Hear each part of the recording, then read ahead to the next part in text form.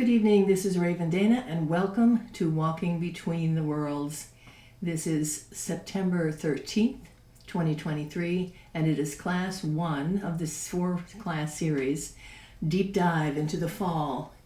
So, we're going to get started today and set the tone for the next month of things we'll be learning and practices that we'll be doing. As we move into the fall season, we're moving into a period of time where for many, many years, people have practiced walking through the veil to the other side. In other words, the places where we go when we're journeying or dreaming, the experiences that we have that are perhaps highly strange, are all more accessible at this time of year. And, we can talk about why that is.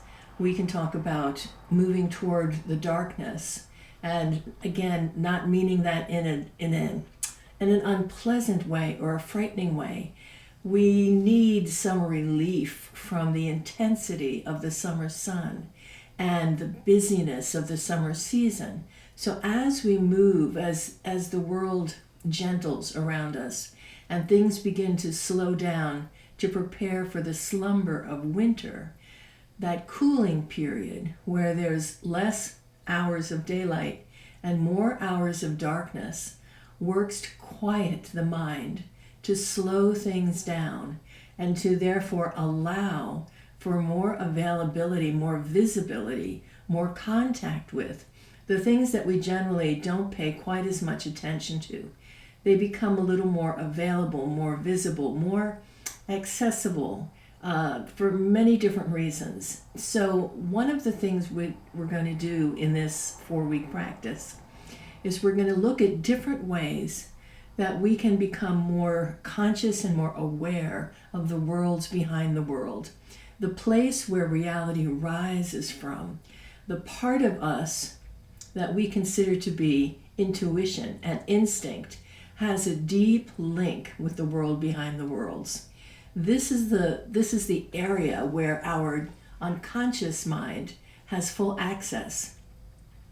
Consciously, of course, again, just to get up and brush our teeth and walk down the street, we need to have some barriers between what we consider to be our consensual reality of the present moment and the all-pervasive now, the reality which is timeless and formless, in which we are embedded.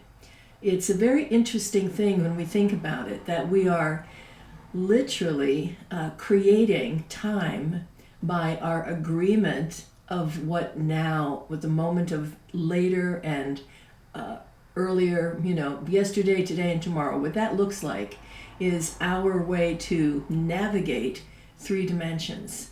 So when we're in this zone, this liminal place that we're going to call fall, the autumn brings to us a doorway, a gateway, so that we can more easily experience those deeper experiences in a more deliberate, direct, and conscious way. And we're going to prepare for that this week. What we're mostly going to talk about is how do we clear out, cleanse our minds, our bodies, our psyches. What can we do to clear away the debris so that we can be quieter, have less baggage, be more open and available to the deeper realities around us and within us? So we're going to take a look at that today, among other things. As the days shorten and the darkness lingers, we enter the shadow time, and along with the plants and animals, everything begins to slow down. We attune with the changing seasons, and we begin that yearly time of inner reflection, our period of moving more into a solitary state. At least that's what we ought to be doing as things cool down. Of course, we do that for a little bit, and then we sort of gear up, and in the winter we head straight on, full ahead, into the holiday season, and we generally derail ourselves. But maybe we won't do that this year. Maybe we can start with the fall and drop away some of the things that keep us geared up and unconscious. That the fall can be a time for deep planting, the way we plant bulbs in the fall, for clearing and cleansing and preparing so that in spring a lot of the obstacles have been removed from our psyche and our awareness. Okay. The world behind the world gets easier to access as we move into this area.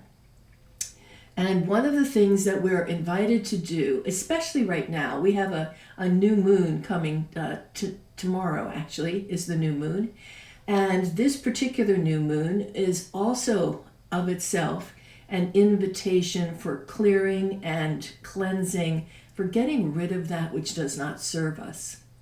So it's a good thing to take a look at as to what am I carrying? What am I putting up with?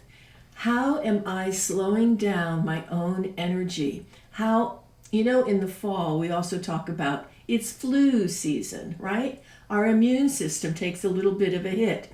Well, our psychic immune system takes a hit too. So when we're busy and we're distracted, we let influences in. We let in negative people. We do things we don't want to do. We let in influences from the between worlds that might linger around us. We might have unpleasant dreams or unpleasant things showing up in our experiences. So again, we want to start with this week to cleanse and clear ourselves and to create some protections so that we can keep that which does not work at bay. We can keep negativity and anything that might harm us or those we love. We protect ourselves from that stuff and from those people. Okay. So, classically fall is also a time where we do things like walk in the cemeteries, right? So we remind ourselves of our own mortality. And as the leaves fall around us, we shift from that feeling of hopefulness in spring and through that lush growth of summer and then into the harvest. So we're in that harvest season now, which is a time of gathering and a time of celebrating and a time of looking at what the fruit of what we've planted is. Some of the things that we've planted during the year are going to give us a lovely, rich, and wonderful harvest. Some of the things we've planted during the year might be a little negative and things that we need to cull, clear out, cut away. So it is time to also take a look at that. The harvest is a time to share, and it's a time to celebrate. It's a time to connect before the cold harshness of winter sets in. So, of course, our ancestors, not only did they gather together to celebrate the harvest, but they shared the fruits of the harvest with each other. Those who had more meat gave meat to those who didn't have any. Those who had a high yield of grain gave grain to those who were not doing their crops, raising crops. So to bear that in mind, that it's also a good time of year to take stock of your community, your family, your friends, to create ways deliberately to connect, to share energy. You might not be sharing sheep and corn, but you might be sharing recipes. You might be sharing ghost stories. You might be sharing family histories. You might be sharing tales about your ancestors, your deceased friends and family, how you got to where you are in your life today. These are wonderful ways of sharing energy and of gathering together in order to share a richer, more than food, right? You're sharing a richer harvest that goes beyond what you lay at the table. And definitely do that, create a harvest gathering and invite your friends over. And also think about how to share that deeper space of who you are, that deeper place of where you've come from. The stories, which may not always be pleasant stories, but they're probably good teaching tools if they're not pleasant, but to share some of that history of your own life and your ancestors, and maybe the funny story of Aunt so-and-so, or the time your father did this and it was a riot, or when you were kids and you and your sister got into this trouble. Those are all great things to share with people. And it also makes us mindful of our mortality. And when our lives are informed by death, we have very good lives, because we are, again, mindful of that we get to go through this trip through this particular lifetime, this little three-dimensional world that we have co-created based on time, and we get to zip through it, and we have an opportunity to experience all these rich experiences. When we're informed, when our life is informed by our mortality, that at some point we're going to shuffle off this body, we're going to drop it and keep on keeping on, then we have a more attentive way, a more noticing way of being in the world. We have more contact. We see the beauty more. We take time to smell the roses. When we know, it's not that we don't intellectually know, but we don't really believe it, right? We don't really believe we're going to lay our bodies down and be dead. We don't think about it. We sweep that under the rug. But this is a great time of year to think about it. How would you want your burial to go? Who do you want to come? What kind of celebration would you like to have? If you were going to attend your own funeral, what would that look like? How would you create it from the other side? It's a very interesting exercise about what's important to you and what isn't. So it's a place to play. It's a place to inform yourself.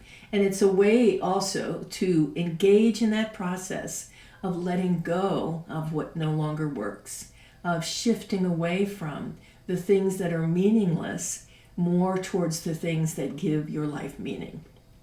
Okay, so we're going to look at how to clear away the psychic, emotional, physical energies. On the physical side, it's the fall. Eat a lot of soup, eat salads and soup and lay off some of the other stuff a little bit. Give yourself a cleanse. And I'm not saying you have to go crazy and fast, but maybe take 2 or 3 days and do vegetables and soups to sort of clear the energy, clear your body out, clean your system and boost your immunity. Maybe take some extra vitamin C, a little ginger tea. Do that for a few days to prepare for the work that you're going to be doing emotionally, mentally, psychically. To cleanse your home and to declutter is a great place to start. And to, even if all you have energy for is to get the junk drawer cleaned out, or if all you have energy for is, well, I'm going to switch out my summer clothes for my fall clothes, go through those things and throw out whatever you haven't used. Throw out what you don't really need anymore. Throw out those things you've been hanging on to but haven't taken off the hanger in 5 seasons, right? See if you can let go of some things that are no longer serving you, because it's a metaphor for giving yourself permission for letting go of energies, of people, of circumstances, of behaviors that are also not working for you, that are rocks, essentially, weighing you down as you try to move forward and have energy in your life. The more you're able to let go of, the lighter you feel. The more you, again, not only do you feel lighter, but you have less filters to see through. You have less distractions, and you will be a better noticer of that which rises from the places between the worlds. Your intuition will speak more loudly because you won't have as much in your way. Your instinct will nudge you more firmly because you'll have a tendency to listen rather than ignore. So these first steps of clearing and cleansing are important.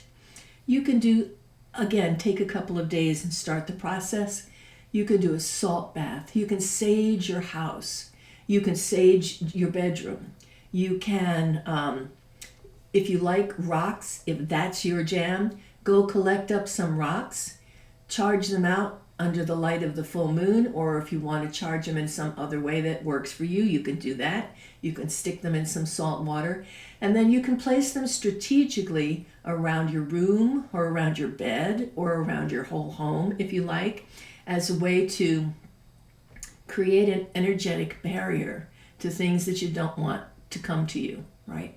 That's, if you are not big on rocks, you can try sticks. I have a lot of sticks in my house.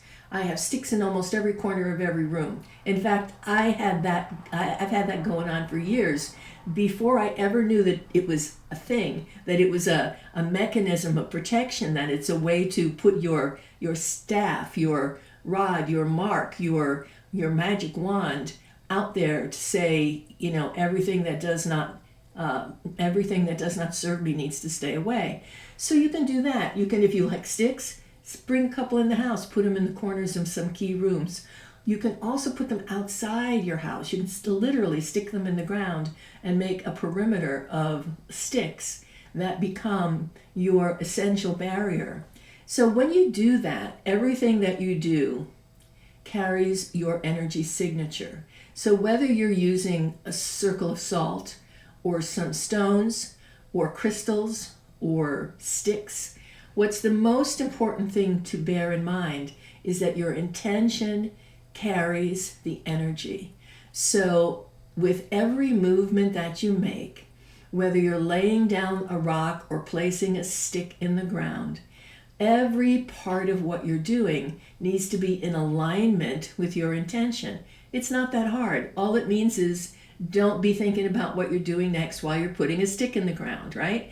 What it means is have yourself intending that this stick, or this rock, or this circle of salt, this is a barrier. This is something like an electric fence that will keep out that which doesn't work for you, that which would harm you or those you love. So as long as your intentionality is clear, then you can use whatever you like to set up defenses or to set up a perimeter. Again, especially at this time of year, when there are a lot of people intentionally opening doorways and inviting things to come through. So, and we'll talk about that later as well, how to invite conversations with your ancestors or your deceased loved ones, right? How do you do that and not let anything else through that maybe you don't want to have come through? So again, not that hard, but it is about being intentional and clear, and also about clearing yourself. If you're coming from a place where you're stressed or depressed, where you've been around a lot of negativity, or you've gone through a big personal change or crisis, or you're not liking your job, or there's something going on with a relationship, you want to take the time to clear that out before you do this work. So whatever that means, if you need to go have a conversation or a fight, if you need to do something to clear a situation up, go do it. If you need to take a few days and take care of yourself because you haven't been taking care of yourself, then do that. If you need to have people over and have a party and have some joy and love and create an atmosphere of fun and peace, do that. I highly recommend that you do that as you head into the fall anyway, because it's a way to remind you that as we head towards the shorter days and longer nights, that our community is there, our people are there, those who love us are around us, even if we don't see them every day. Okay, so you can do mirror work. You can make requests of your guides and ancestors to help protect you. We'll do more specific things as we move on, but I'm giving you just a lot of ideas. I'd like you to play some this week on your own. Next week, we're going to actually be preparing for the equinox, so we will get more specific with practices and rites and rituals. But for now, I want you to think about this idea that less baggage equals more power. And power, essentially, is energy. It's the ability to act or take action. Right? So what practical magic is, what real magic is the ability to get energetically clear, to have a lot of energy. And where do we lose energy? Well, we lose it through our distractions, through not taking care of business, through the things we worry about, through attachments to negative people and situations, to habits that don't serve us. So that's what robs us essentially of energy, is all of those kinds of things. So this is a good starting point in the fall. For me, the fall has always been my New Year's. And I know that many people do celebrate Halloween as New Year. And even when I was quite young and before I knew that, again, that was a thing, the fall was always my New Year. It was the time to set things aside and to begin anew, to let things slumber, to let things fall with the leaves to the ground and rot and go away and nourish the earth so that something brand new can happen in the spring. So it's a good idea to be with at this time of year. So less baggage equals more power, more energy, more intuition, and it helps you to replace distractions. And that allows you to move on and do some shadow work. So we're going to be doing some shadow work next week. And if you don't know what that is, essentially, shadow work is getting in touch with the parts of yourself that maybe you don't want other people to know about, or the what we would consider the stickier, ickier places, the things about us that maybe we're not proud of, or the things about us that we reject within ourselves, and so they continue to run in the background, right? So, for example, if you have done things that are petty, we've all done things that are petty, and you might not like to share those stories about things that you did when you were petty. But if you pretend that you're not petty when you are, it kind of comes out sideways, and the shadow doesn't get acknowledged, and therefore that energy actually it vibrates more, it increases within you. So we're going to take a good look at how to identify some of your own shadow and what to do with that, how to embrace your shadow. And that's something that even this week, as you begin that clearing, cleansing process with your body and your home and your thoughts and your people around you, is to take a look at, what traits do you have? What things about you do you pretend aren't there? Now, we all have those things. And so if you're pretending that you don't, well, you're lying to yourself. So let's not do that, right? Especially now when things are more transparent in the fall.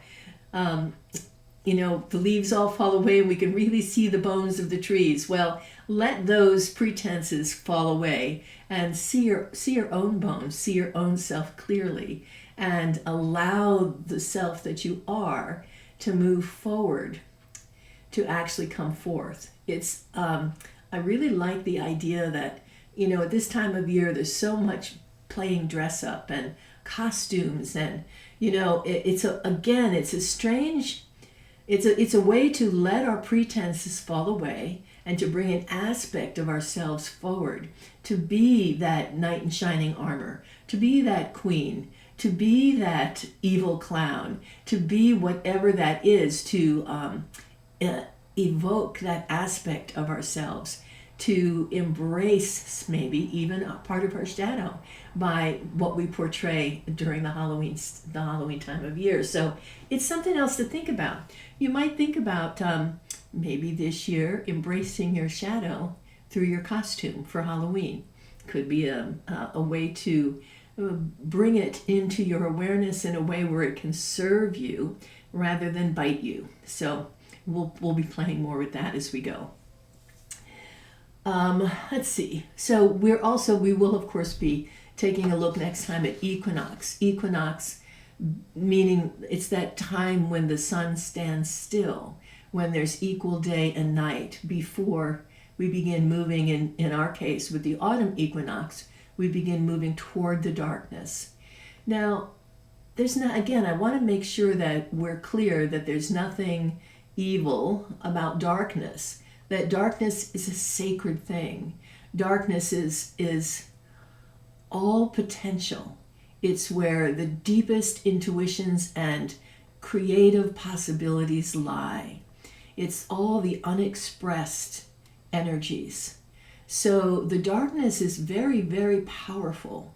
And I think sometimes we get afraid because we think very small and we think of ourselves as small. We don't recognize the tremendous power, actual abilities, power, energy that we have in creating our lives and the world around us.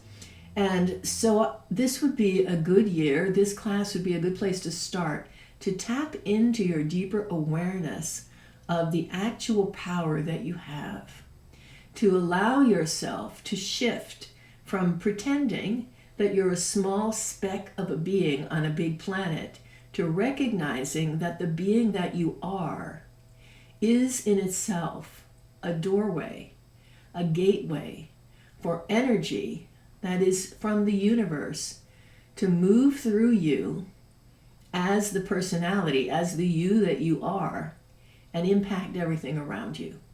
That you are, in a very literal sense, a point of light. And when we're talking about the darkness and the movement toward the darkness, so now you're shining your light, you're being who you are in that darkness, and your creative potential, your ability to create from that darkness rises. So the fall has always been my favorite season. And the older I get and the more I learn, the more I understand why it always has been. It's not everybody's cup of tea, but it is mine. Okay, so then of course after we celebrate the equinox, as the light decreases, dimming the details of ordinary awareness, our extraordinary awareness comes more into play. So be mindful of the events that you have in your life that are a little bit off kilter, things that you might step over because you don't want to admit that there's something strange here. The odd coincidence that leads you somewhere, the serendipity, the dream that is prophetic, the thing in the corner of the room in the middle of the night that you want to pretend is just a shadow. Give yourself a little space to explore those things, to stop your busy mind and just be with the experience. Now, if it scares you, if you scare yourself, then you go right back to the things that we started this talk with, to clear and to cleanse and to create a barrier in which you can place yourself, your family, your home. And it's just practice. It's just like when you go to bed, most people lock the door, right? So if you go in the store, you tend to lock the car. So this is a way of doing this for yourself, mentally, emotionally, psychically, to internalize that structure of safety by saying, declaring, or practicing creating safe space, a barrier. Sometimes I just like to use the word shield. If I'm in a crowd or I'm in a place that's unfamiliar and I feel energy I don't like, I will literally say out loud the word shield. And with that, I have an imagining, a very strong imagining of being encapsulated in a bubble of whatever works for me at the moment. Maybe a big silver bubble, maybe a big porcupine-looking bubble, maybe whatever it is. Whatever works for you. Whatever says shield to you. But that's another way to practice on the spur of the moment when something comes up. Or maybe you are with a friend walking through a cemetery and something doesn't feel right. Shield. It's all good. All right? There are things that you can do like that to practice. All right. I've been yammering on a long time. I'm going to close by giving you 5 ways to celebrate and honor the season and the upcoming fall equinox. So the first thing is to host a gathering and to use whatever fruits and vegetables of the season, the harvest, but also, like I said earlier, to share stories, to share ancestry, to share jokes, right? To share more of yourself. Share a poem, share a song, share something that's all about who you are and what's important to you. All right, clear and cleanse. We talked about that. If you don't have the energy to take on the big stuff like clearing out the garage, do something small, right? Take a day to rest, to restore, to sage your house, to go get a massage, to go to the Himalayan salt spa and breathe some salt air. Anything that can move some of that energy, that negativity, that stuff that you've been carrying away from you. Autumn bonfires, they're great, great things. They're in and of themselves wonderful rituals for clearing and for change. The fall equinox, also called Mabon, is a time of balance, right? And fire calls to our ancestors. That's what our ancestors did. They sat at night around the fire and they talked. They got up in the middle of the night and sat around the fire and they shared their dreams. So this is the setting of a bonfire in the fall is ancient. It's ancient. It's the time, of course, when summer's over and now the nights are getting cold. And it's not as if we didn't have bonfires in the summer to keep predators away. Our ancestors did. But this is different. This is sitting in the cozy warmth of the bonfire to share with friends and family. So definitely create that for yourself. And you can even have a little ritual where you write down those things, the negativity, the things that you're holding on to, the habits that you have, the situations you've had a hard time shifting. Write that stuff down. Put it on a piece of paper. Toss it into that bonfire. Let the fire have it.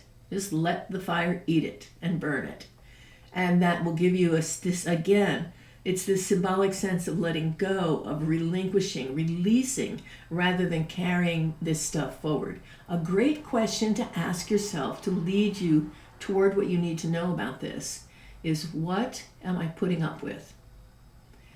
What am I putting up with? And that can be anything from the smallest thing, like I'm putting up with those hand towels that are falling apart and I hate and I haven't replaced them, right?